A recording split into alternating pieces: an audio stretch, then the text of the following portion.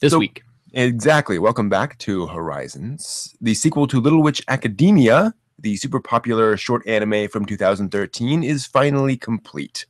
It'll be shown to American audiences at Anime Expo in Los Angeles, July 3rd. So very soon now, actually. That's a month coming away. around the corner. Yeah. According to the teaser, we'll see more characters, plus the familiar ones from the original film. If you back the Kickstarter, your physical rewards should ship in August. Oh, wow. Yeah. So they are finally completing all the stuff from the Kickstarter from, I believe it was last year. Anime Expo's schedule has also revealed that Yoshiaki Kawajiri, creator of the classics Ninja Scroll, Wicked City, and Vampire Hunter D Bloodlust, will be previewing a new work at Anime Expo this year. What will it be? We don't know. You'll have to attend Anime Expo to find out. That's pretty exciting. I mean, he's done a lot of classic work and not a lot since then. So looking forward to seeing what he does next. Well, Ghost in the Shell Arise, the recent 4-episode OVA, is getting a live-action play adaptation. It will be written by the author of Ghost in the Shell, Standalone Complex's script, and supervised by Arise's director. It will, it will run in Tokyo this November, and it seems you just can't stop Ghost in the Shell. Sure does. I mean, my gosh, a stage play. Quite a franchise. It sure is. It just keeps on going. What will be next? And I can't imagine. Oculus. Yeah. Oh, yeah. Please. I was so sad. Just, note in the editorial. They announced a Ghost in the Shell first-person shooter game or third-person shooter game. Oh. And it's just a shooter game. You run around shooting people. Like they didn't brand it more with. No, not that I can tell. It's basically tell me they're squad Tachikomas. Yeah, I think there are, but it was like a squad-based shooter, and I was like, "There's so much more to that." You can take it and run with it. Exactly. Yeah. So sad, but encourage them. Encourage them. Exactly. And I mean, granted, that would be. I get it. It's hard to make something that does all that stuff. Fan base. And there we are. Crowdsource. Adult Swim has announced 2 new series for its lineup on Cartoon Network. Akagame ga Kill is a violent fantasy series about, well, assassins and swords and blood and stuff. It's the first anime series from Sentai Filmworks to air on Cartoon Network, so this might indicate more from their library of anime. Excuse me. Adult Swim will also air Michiko and Hachin, aka Michiko to Hachin, a hyper series about a sexy outlaw on the run who takes an abused kid along with her. Look for that on Adult Swim June 20th, while Akagame ga Kill will premiere August 8th. Yeah. That sounds interesting. Yeah, good to see new stuff. Studio Ghibli. When Marnie, I gotta check my prescription, was there, has made $84,000 in the United States so far. Its take is growing after only $27,000 in its opening weekend. However, this is probably because it's adding theaters every week. So check your local listings and see if it's showing near you, and attend if you can. Show support. Exactly. And, the more support we show for anime, the more they listen to us when we make requests. That is so true. Yeah. So again, that's When Marnie Was There, for those who are always want us to repeat everything 3 times. Who can decipher what I said? Well, no, it's fine. It's just it's funny because we've done this, and folks have said you say it at the beginning, but then by the end we forget the name of the thing you said at the beginning. So, okay, yeah, fair enough. Now, if anybody wants to caption this for us, hey, yes, we can reach a wider audience. Exactly. And then some surprising news: a licensing magazine revealed in its summer issue that Tatsunoko Productions is working on a new Speed Racer anime series. Speed Racer. And it'll be made with modern audiences in mind.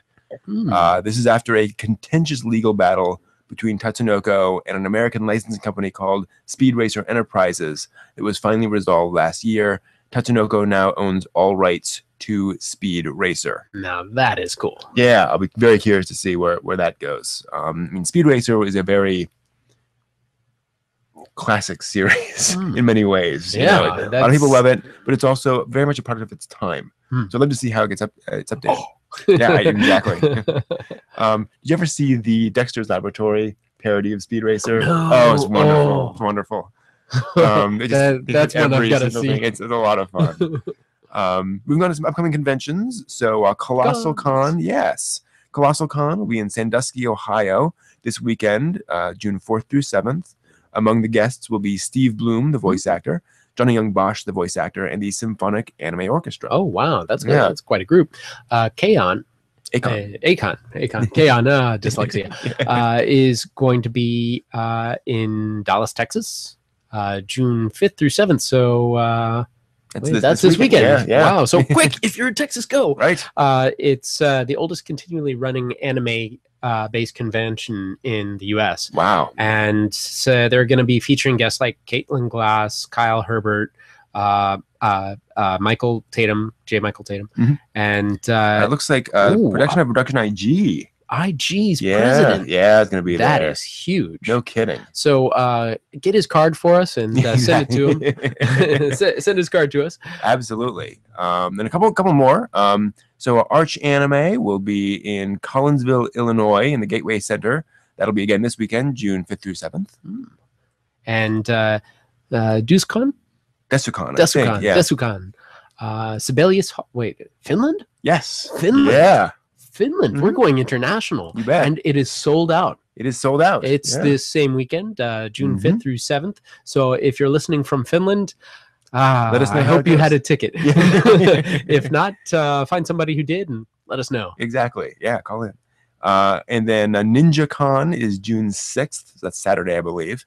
That's at the Japanese American Cultural and Community Center in Los Angeles, California. LA. Yeah. And then another quick reminder that Anime Expo is July 2nd through 5th, coming up in Los Angeles. Excellent. Yeah.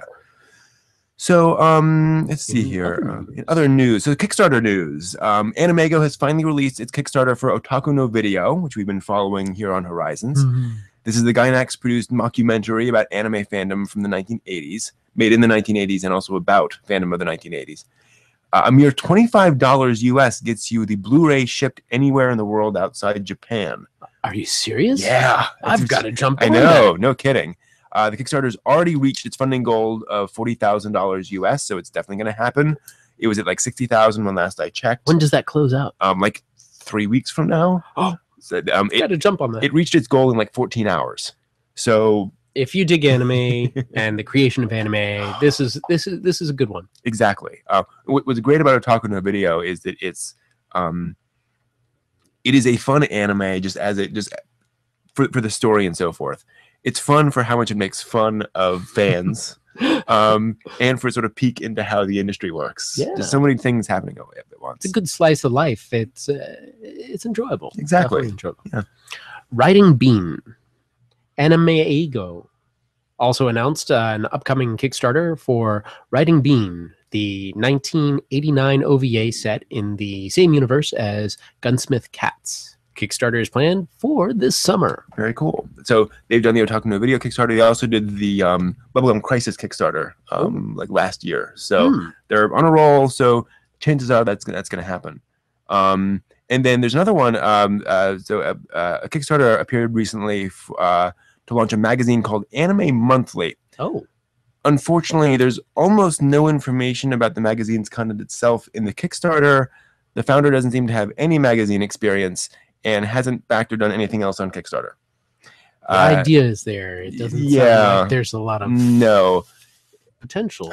Maybe he's asked for $2,000 and he's gotten $1 so far. Wow. So it's tough. 14 days to go on that one. But if you're curious, look for Anime Monthly on Kickstarter. It's hard to pledge when you don't know much about where it's going to go. The more information and business plan a person can develop, the better. And having feedback with other people always helps as well. It looks to me like the kind of thing, and actually I can pull it up here real quick. Actually, didn't we just have it? Yeah. It's a great example of something where the guy probably has all sorts of great ideas. That's the entire thing. He wants to buy computers and tablets. He wants to find people and get involved. I think if he had more people involved, or if he had a more specific prototype for what he was doing, something along those lines. A little bit of a plan here would be more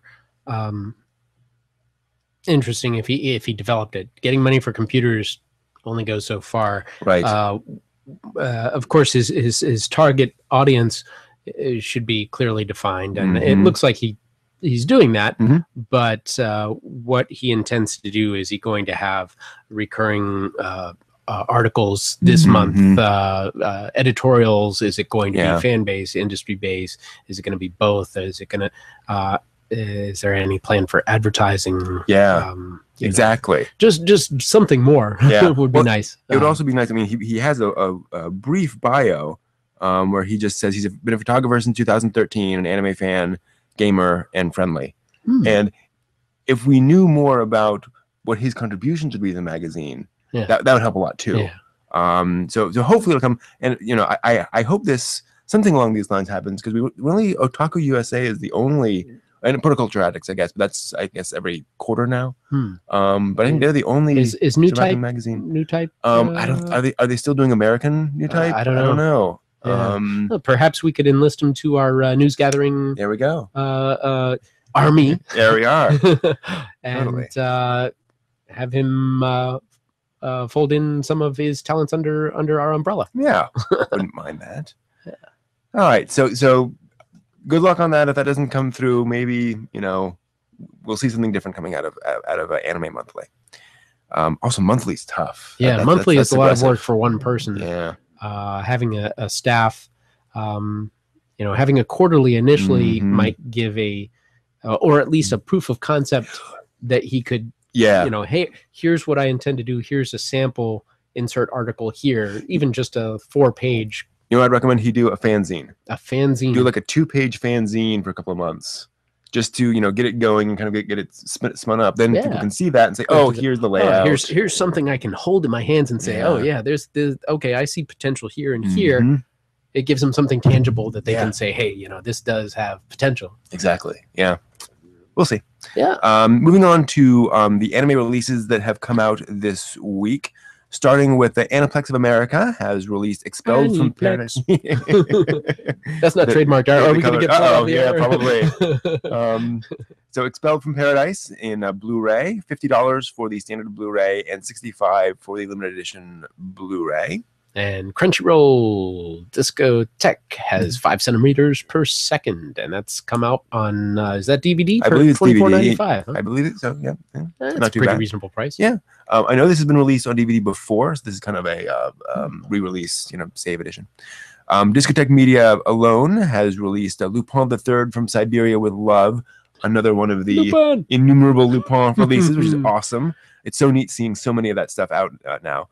It's $25 subbed only. Oh, well, Funimation released Fairy Tale Collection 4, both Blu-ray DVD combo. Nice. And that's always nice because sometimes you have one machine, sometimes you have the other. And you're good to future-proof and have the Blu-rays for later.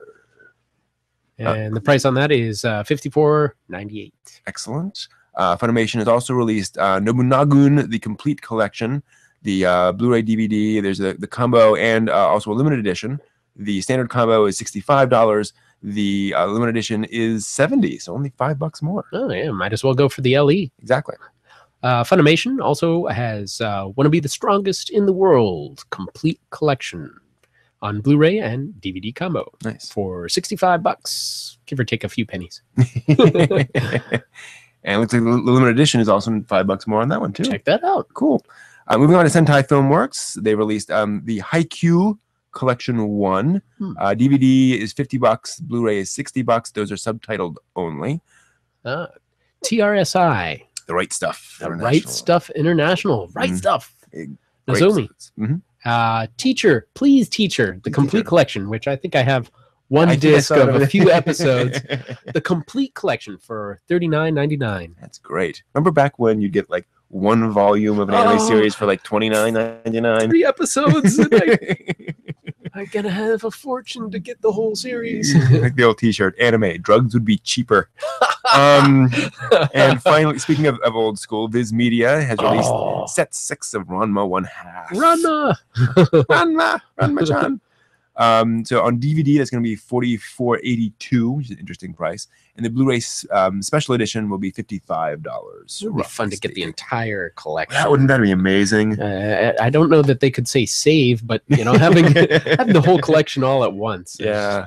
Remember binge watch that. Remember the VHS tapes, and you walk into Sam Goody and there'd just be a wall of Ranma and half. Just, oh my gosh, so much Ranma to get through.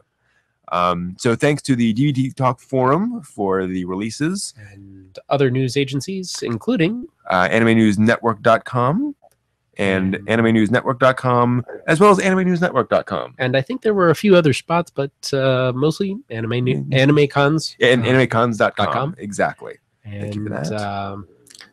And of course, Kickstarter. Kickstarter itself. Yeah, very good. So that is the news for the week. Thank you all for watching.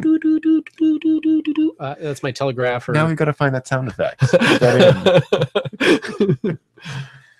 Cool. Around the world. Yes. And in your corner of the backyard. We'll have to find one of those where the globe is centered on Japan as it's cycling around.